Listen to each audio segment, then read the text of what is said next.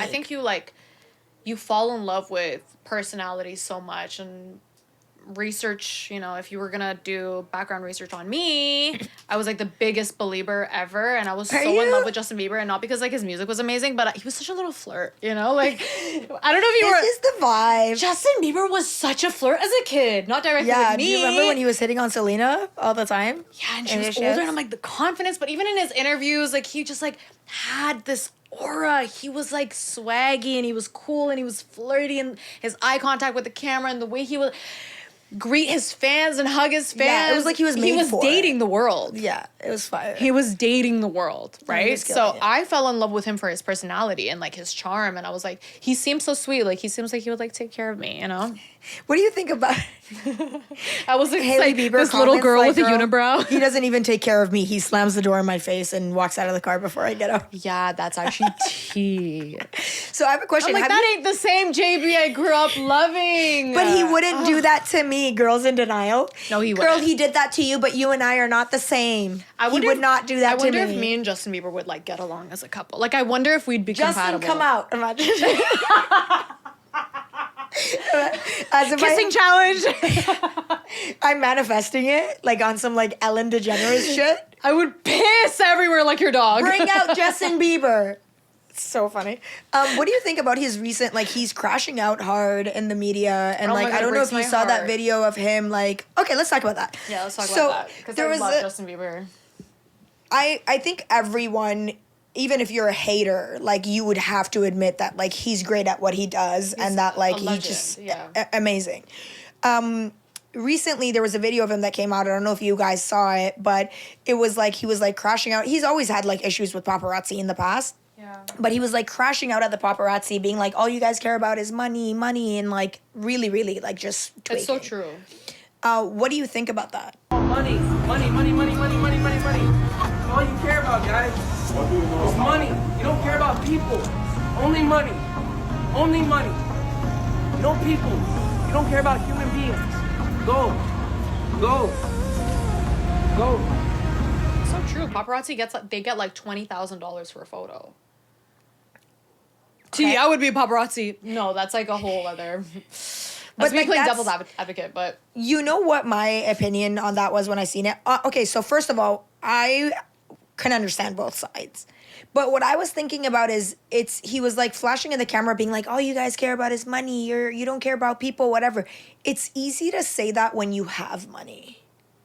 It's easy to say all you care about is money as somebody who has money. Because when you have money, like, it doesn't, like, you don't value it the same way. You know what I mean? Like, you're like, oh, other things matter too, you know? But, like, I think anyone can agree that sacrificing someone's privacy and sanity in exchange for money is just so ill-minded. Like, I think the whole business of paparazzi is sickening, like the fact that someone could be in such a low state and you know what they're dealing with, and so personally, and like, like even the fact that paparazzi followed A$AP Rocky and Rihanna, like during all those court trials, like when someone is going through it, and like he was facing like what, 10 years, 15 years, and like imagine like Rihanna's stress level. She has 2 kids with this man, during like peak stress level, like a life-altering moment in someone's life, and you're gonna just be in their face asking them the questions that are gonna trigger them, like something so personal, I bet you anything they're following Justin Bieber around asking about Selena Gomez this many years later, and it's like,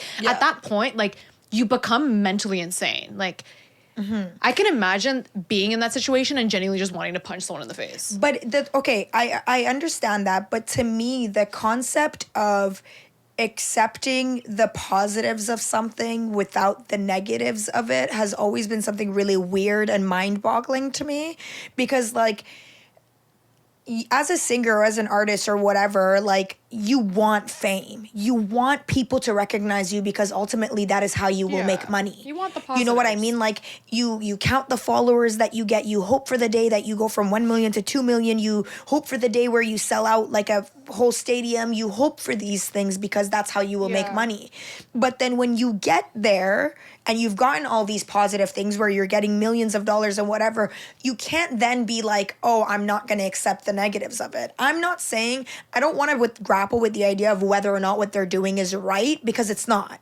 But at the end of the day, like, the magnitude of what they're getting in return for the work they do is crazy.